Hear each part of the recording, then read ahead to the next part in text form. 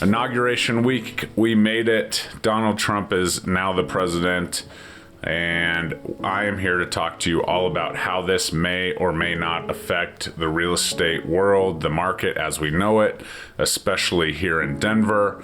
And the truth is that there is a lot of speculation, a lot going on. So I'm going to break down a couple things. We're going to talk about what may change. I'll even give you my predictions on how this may all affect the market, buying, selling, all the things as we move into 2025. So, if you don't know, I'm Jeremy Kane with eXp Realty. I help people buy and sell homes in Denver and Northern Colorado. If you are watching from somewhere else, like Ohio, like my aunt was just on here earlier, I can also help you buy and sell real estate. I am part of a network of over 3,300 agents that are tight-knit. But I also am part of a brokerage of 90,000. So I can help you across a lot of places and be a part of your real estate story. And it's a great company that I work for. So I met lots of people even this week. I was in New York ringing the bell on the NASDAQ. So while you're here, like, comment, subscribe, engage. Let's have a conversation. And as always, reach out if you ever have any real estate needs, and I'd be happy to help you. So today we're going to dive into the new president, right? Everybody's, has their own narrative. One of the most common narratives is, well, President Trump's pro-economy, he's pro-entrepreneur, so that means that real estate will probably be better, right? We don't know what better means.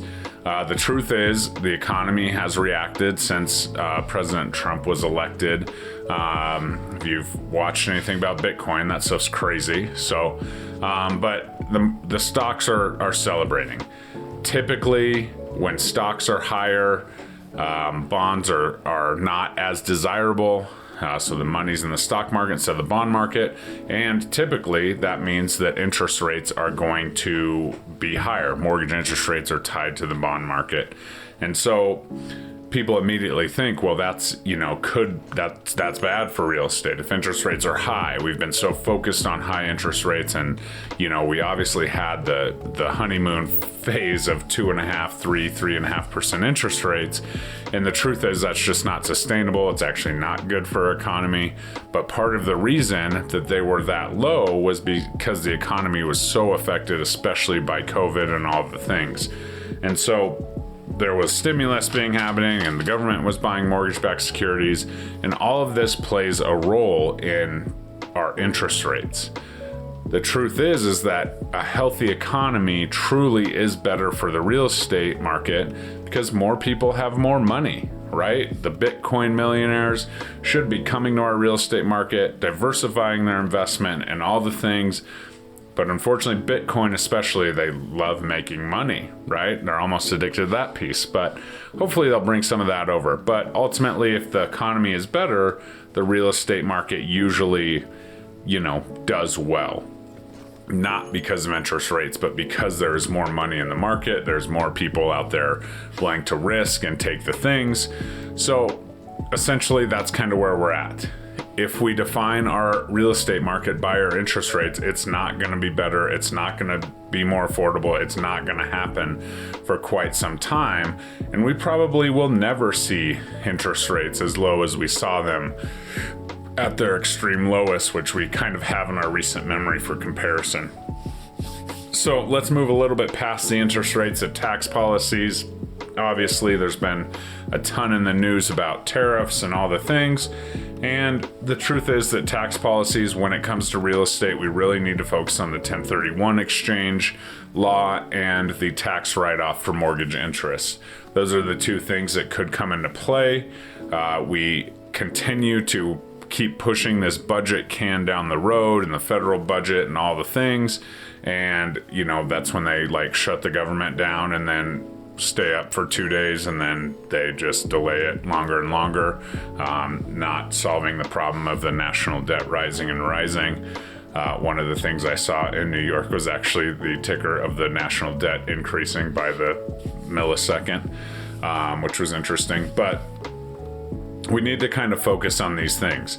The 1031 exchange is always something that comes into play at these times, as the government oftentimes pulls back, different things are trying to strike a deal. The 1031 exchange always comes up. To this point, it has not been affected. Some of you are like, what the hell is a 1031 exchange? A 1031 exchange is a tax reprieve when you buy and sell investment properties or like-kind properties. You can push the capital gains down the road.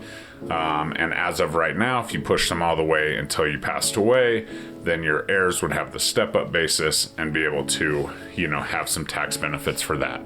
I'm not an accountant. That's just what a 1031 exchange is. So this is something that really encourages investors and people with money to keep their money in the real estate market, therefore keeping a healthy market, driving prices and all the things. So that's really what we need to keep an eye on. I can't imagine that would be something that would come into play. The mortgage interest rate write-off is obviously a great write-off. Ultimately, not a lot of people itemize anymore due to some of the stuff that was in play when Trump was first in office. So as we kind of talk about this, just keep your eyes on that 1031, keep your ears open for that mortgage interest rate write-off. I can't imagine that under this administration those would be drastically affected, but you never know.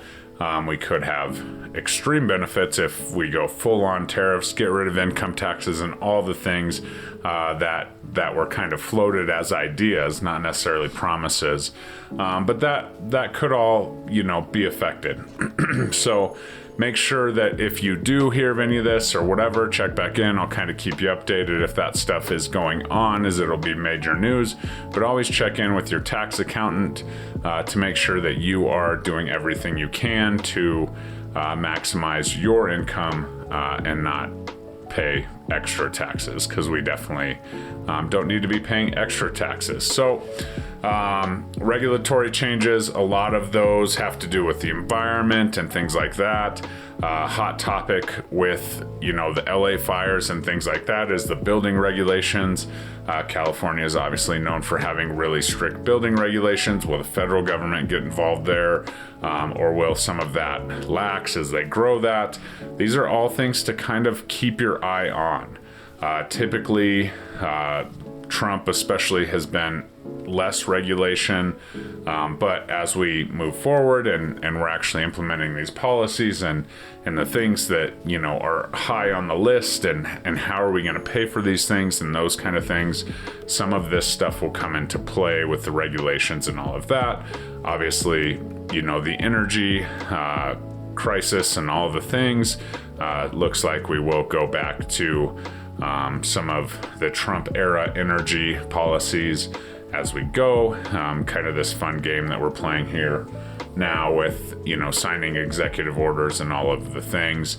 The environmental stuff, I don't think will have a massive play on the real estate world, but who knows? My boots on the ground perspective, since January 1st, we've seen a change. I talked about this a couple weeks ago where, my phone was ringing a lot. It was people that had bought in the last 2 or 3 years and were ready to sell and were kind of up against the gun. As far as, profit, as the market has really slowed down in appreciation, especially if we overpaid a little in those years. And so my boots on the ground take is that people like the stability. I think most people feel like they know what they're going to get with the Trump administration since he was in office just 4 years ago for 4 years. So I think that we're going to see a little more comfortability. I think people are done waiting for the interest rates to crash. I think people are ready to make moves if they need a house, primary residence, those kind of things.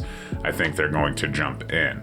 Now, what does that mean? We're going to see a lot of people with, even, money at closing, right? Getting the same amount they put in back at closing and then moving forward, what this will look like, right? Even though the interest rates were higher over the last 2 or 3 years, they're a little bit higher right now as we sit. So we'll see kind of how that plays into it. People moving forward, is it going to be a move up? Is it just a geographic location? But I would imagine that some of these people will be able to get out of their investment and hopefully get back in the market and, kind of build up some of that buyer need. So absolutely focusing in on that and getting dialed in on exactly your needs. One thing that Trump has done is talk about the federal workers going back to work. I think this may be a trend across other, companies and things like that, meaning some people might not need those home offices and all the things. I would still think that some people are going to have that opportunity, so I don't know if that'll be a massive play, or they might just turn that home office into a playroom or another bedroom or something. But that is something that could definitely affect housing as we push forward. And so ultimately, at the end of the day, to kind of wrap this up, I think that with the stability of having somebody who is a president already and kind of everybody's a little more comfortable knowing what to expect, I think that moves will be made. I think people that will more than just need to move will start to move. I think we will see a higher number of transactions this year in 2025 as a result. I don't think by any means it's going to be, a major, serious surge in appreciation. I also don't think that we're going to see a major drop in interest rates. I think it's going to be a leveling out. I think there's going to be a lot of, back and forth and highs and lows based on, how the administration takes over, who's in these, primary cabinet seats and things that we've kind of jostled with the last couple of weeks. But ultimately, I think the housing market will be resilient. I think it's still going to be a great place to kind of want to get your money into, want to get in, because I think as we move forward and we get further along in this administration and the policies kind of take hold, hopefully the economy continues to do what it's going to do. Again, more money in the market typically means more aggressive, opportunity in the real estate market. And so that's where I really think it's gonna be. I think it's one of the greatest times to be an entrepreneur, to be a real estate agent under this presidency, because he is so pro-business, pro-entrepreneur. So I think you will see a lot of cool things. I think the real estate market is, has had a little bit of a lull. Some people would call it a terrible years. That was not the case for me. Thank you to all my clients and all my relationships. We continue to grow this up. We continue to be a resource.